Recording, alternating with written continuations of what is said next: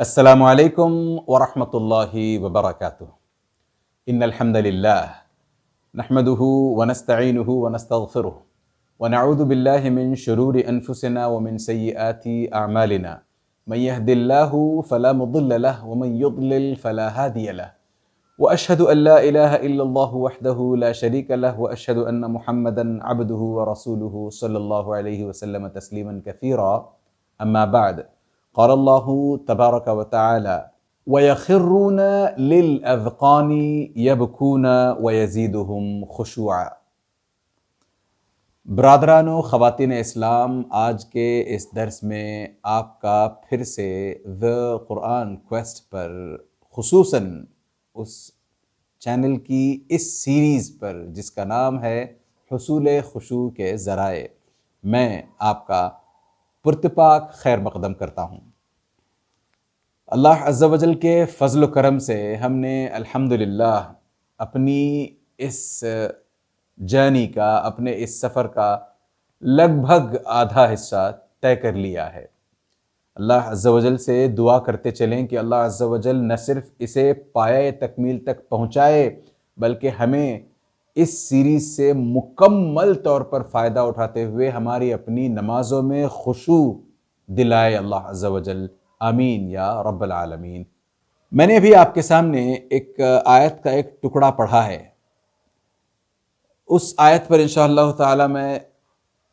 بس ابھی کچھ ہی دیر میں آتا ہوں۔ یہ بتانا تھا کہ ہم الحمدللہ نہ صرف خشوع کے بارے میں کافی چیزیں اب جاننے سمجھنے لگے ہیں، بلکہ ہم نے الحمدللہ یہ بھی سر کر لیا ہے کہ کیا کیا ذرائع ہیں جن سے خشوع حاصل کیا جا سکتا ہے۔ ان میں سے اکثر ذرائع پر ہم نے نہ صرف اپنی نظر عمیق ڈالی بلکہ کئی چیزوں کو ان میں سے یاد رکھ کر امید کرتا ہوں کہ ہم نے اس پر عمل بھی کرنا شروع کیا ہوگا۔ اللہ عز و جل ہمارے عمل میں دوام عطا فرمائے اور قوت عطا فرمائے، اور ساتھ ساتھ ہمارے عمل میں سب سے بڑی چیز اخلاص عطا فرمائے، آمین یا رب۔ آج کے اس درس میں انشاءاللہ تعالی ہم ایک اور پہلو پر بات کریں گے جس کے ذریعے سے خشوع پھر سے حاصل ہو سکتا ہے، اور وہ پہلو ہے نماز کے اندر اگر ایسی آیات کی تلاوت کی جائے جن کے پڑھنے پر سجدہ بنتا ہے، یعنی سجدہ تلاوت والی آیات اگر پڑھی جائے نماز میں، تو ہم اور آپ اگر فوراً سجدے میں جا کر کے سجدہ تلاوت والا سجدہ کر آئیں تو انشاءاللہ تعالی اس سے بھی خشوع حاصل ہوگا۔ دیکھیے، یہ بات تو نبی کریم صلی اللہ علیہ وسلم سے ثابت ہے۔ سورہ نجم کی کم از کم مجھے وہ آیت یاد ہے، وہ حدیث یاد ہے جس میں نبی کریم صلی اللہ علیہ وسلم کے تعلق سے ہے فَاسْجُدُوا لِلَّهِ وَاعْبُدُوا، کرتے ہی نبی کریم صلی اللہ علیہ وسلم نے سجدہ کیا تھا۔ اس کے علاوہ بھی کئی ساری احادیث ہیں جس سے نبی کریم صلی اللہ علیہ وسلم کا نماز کے اندر سجدہ تلاوت کی آیت کو پڑھتے ہوئے سجدہ کرنا ثابت ہے۔ ایک بات تو یہ ہو گئی۔ دوسری چیز یہ ہے کہ اللہ عز و جل نے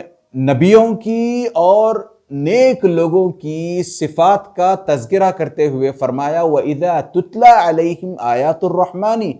خَرُّوا سُجَّدًا وَبُكِيًّا، جب ان نیک لوگوں پر، نبیوں پر قرآن کی آیات کی تلاوت کی جاتی ہے،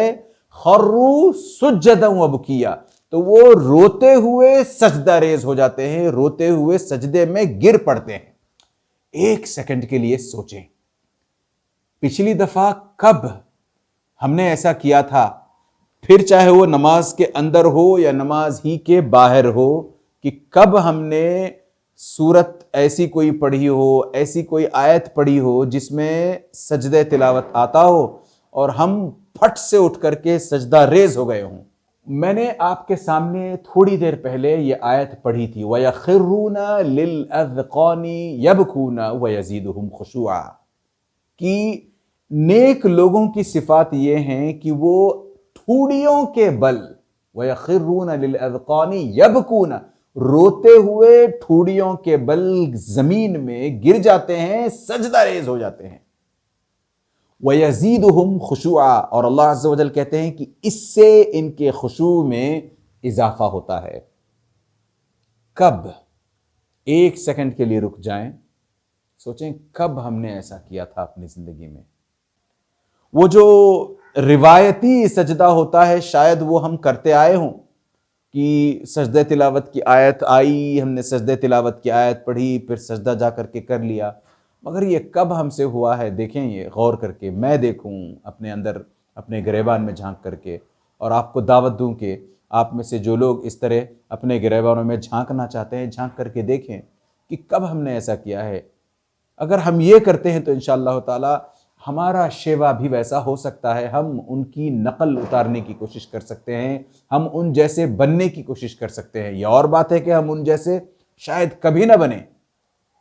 مگر کوشش کرنا انسان کا اپنا کام ہے۔ تو اس حساب سے ہم یہ سوچیں کہ اللہ عز و جل نے اتنے نیک لوگوں کے تعلق سے، انبیاء کے تعلق سے یہ بات بتلائی ہے، تو ہم کیوں نہ ان کو ایمولیٹ کرتے ہوئے،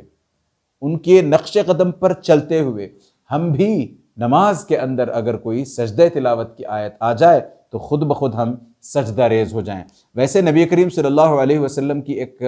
زبردست حدیث ہے، حدیث امام مسلم رحمہ اللہ نے نقل کی ہے، اور حدیث کا نمبر ہے 81۔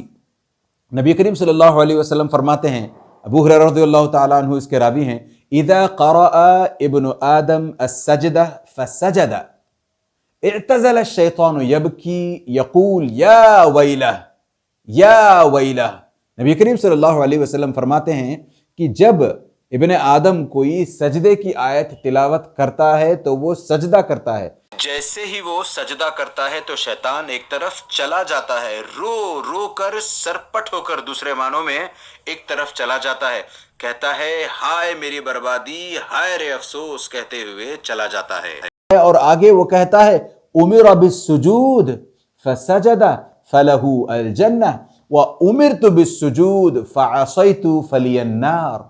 یہ نبی کریم صلی اللہ علیہ وسلم نے فرمایا کہ وہ بھاگتے ہوئے، روتے ہوئے، اپنی بربادی کو پکارتے ہوئے،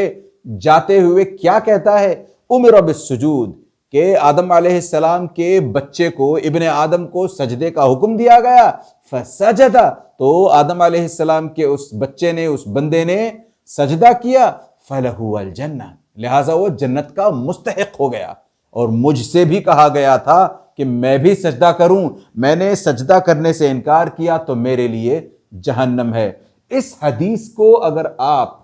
بغور دیکھیں تو سجدے کی فضیلت اس حدیث سے ثابت ہوتی ہے، نمبر ایک۔ دوسری بات اس میں یہ ہے کہ سجدہ کرنا جنت میں دخول کا سبب بنتا ہے۔ اس حدیث کی روشنی میں دو باتیں کم از کم کھل کر سامنے آتی ہیں۔ یہ دیکھیں، یہ ایز اٹ از نماز کے اندر نہیں، نماز کے باہر ہی کی بات ہو رہی ہے کہ آپ نے سجدے کے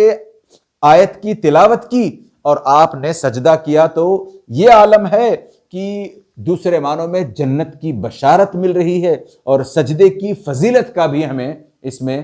سمجھ میں آتا ہے۔ اگر یہی سجدہ نماز کے اندر کیا جائے تو اس سجدے کی اور اس طرح کے